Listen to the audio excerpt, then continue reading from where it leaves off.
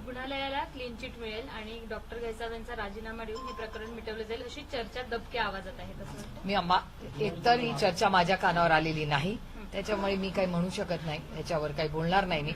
मी इथे विरोधक म्हणून आलेले नाही, मी एक माणुसकीच्या नात्याने इथे आले. मला या विषयात कोणीही राजकारण आणू नये करू नये अशी माझी सगळ्यांनाच विनंती आहे, आमच्याही विरोधी असलेल्या सरकारच्या सगळ्या संघटनेला. कारण का हा विषय अतिशय संवेदनशीलपणे हाताळला पाहिजे.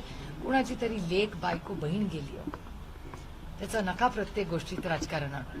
माझी हात जोडून सगळ्यांना विनंती की ह्या केसमध्ये पारदर्शकपणे इन्क्वायरी झाली पाहिजे आणि हॉस्पिटल आणि डॉक्टर आणि त्याच्या आजूबाजूचे, कारण का महाराष्ट्रातले नाही या देशाचे डॉक्टर जगातले उत्तम डॉक्टर आहेत. कोविडच्या काळात ह्याच डॉक्टरांच्या कष्टामुळे तर आपण आहोत ना सगळे.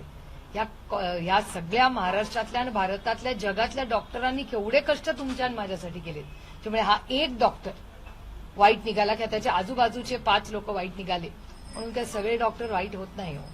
पण हॉस्पिटलचं मॅनेजमेंट, प्रशासन आणि त्या दिवशी त्या निर्णय प्रक्रियेत सीसीटीव्हीमध्ये जे काही दिसेल त्या सगळ्या, जे कोण 5-10 लोक असतील त्या सगळ्यांवर ऍक्शन झाली पाहिजे आणि ते सीसीटीव्ही हे त्या फॅमिलीला दाखवले गेले पाहिजेत, ही आमची मागणी आहे.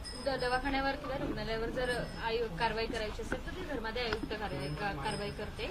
पण धर्मादाय आयुक्तालयाचे नियम अनेक वर्षांपासून बदलले गेले नाही आणि काळानुसार ते बदलण्याची गरज आहे असं वाटतं. डबल इंजिनचं सरकार आहे ना, महाराष्ट्राच्या मायबाप जनतेने मोठ्या संख्येने त्यांना मतदान करून दिलंय, सगळे अधिकार त्यांना दिले आणि डबल इंजिनचं सरकार आहे ना, मग खरं नाही सगळं.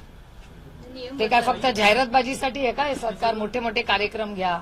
हे सगळं प्रकरण झाल्यानंतर काही एकतर रुग्णालयाने स्वतःच्या अंतर्गत समिती नेमली आणि रुग्णाची किंवा रुग्णाच्या नातेवाईकांची कशी चूक आहे त्या अहवालातून समोर आणला. आज आता रुपाली चाकणकरांचा एक अहवाल आलाय, त्यात रुग्णालय कशा प्रकारच्या त्रुटी होतात, म्हणजे नावासमोर धर्मादाय असं लागलेलं नाहीये किंवा अनेक त्रुटी, पण या अगोदर तपासणं हे गरजेचं होतं. एखादी घटना झाल्यानंतर तुम्ही तपासणी करता हे किती योग्य आहे? आणि त्यात असंही म्हटलंय त्यांनी की ज्या काही योजना असतात सरकारकडनं रुग्णाला दिल्या जातात त्याची माहितीही दिली जात नाही.